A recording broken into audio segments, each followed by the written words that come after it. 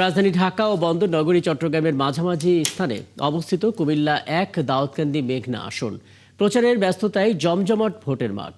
BNP প্রার্থী প্রবীণ নেতা doctor Khandakar Mosharraf যাচ্ছেন ভোটারদের দ্বারে দ্বারে, পিছিয়ে নেই জামাত প্রার্থীরাও। প্রত্যেকেই দিচ্ছেন উন্নয়নের প্রতিশ্রুতি। কাজী এনামুল হকের তথ্য এবং ছবিতে প্রতিবেদন। শিক্ষা সংস্কৃতি সহ প্রাচীন জেলা কুমিল্লার রয়েছে ইতিহাস ঐতিহ্য। কুমিল্লা ১ দাউদকান্দি ও মেঘনা আসনটি একটি পৌরসভা, ২৩টি ইউনিয়ন, ১৪৫টি ভোট কেন্দ্র ও ৪,৩৮,০০০ ভোটার নিয়ে গঠিত।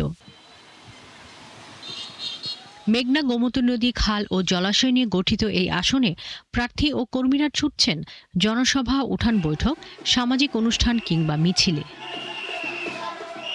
বিএনপি তার পুরনো দুর্গ পুনরুদ্ধার করতে চায়। বিএনপির স্থায়ী কমিটির সিনিয়র সদস্য ডক্টর খন্দকার মোশাররফ হোসেন নিজের জয়ের ব্যাপারে আশাবাদী এই নেতা জানান, নির্বাচিত হলে নিজের এলাকার উন্নয়নের পাশাপাশি কুমিল্লা জেলার উন্নয়ন সহ পুরো বিভাগ বাস্তবায়নের ভূমিকা পালন করবেন। নারীদের ব্যাপারে কিন্তু আমরা বারবারই সবসময় বলেছি, আমরা নারীদেরকে সমান অধিকার দিতে চাই। আমাদের দলের যে সরকার প্রতিষ্ঠা হয়েছিল, সেই সরকার কিন্তু বিভিন্ন সময়ে এইভাবে আমরা নারীদেরকে বিভিন্নভাবে আমরা গুরুত্ব দেওয়ার চেষ্টা করেছি।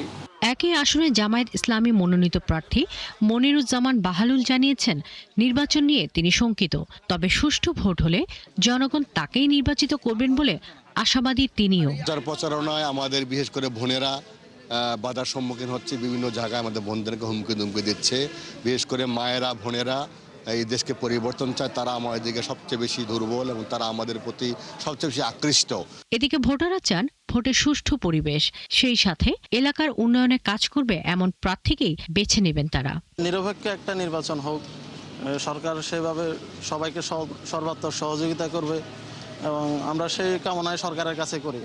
সাধারণ জনগণ চায় না যে এই দেশের ভিতরে কোনো গন্ডগোল, হামলা মামলা কোনো কিছুই হোক। এই নির্বাচনের মধ্যে পাশ করুক, ঠিক আছে, আমাদের কাজের একটা ভালো ব্যবস্থা হোক। কেন্দ্রের ভিতরে যেমন সুস্থভাবে যাই ভোট দিতে পারি, এটাই আমাদের চাওয়া। ভোট রাতে হয়ে গেছে, ওইরকম আমরা দেখতে চাই না আর কি।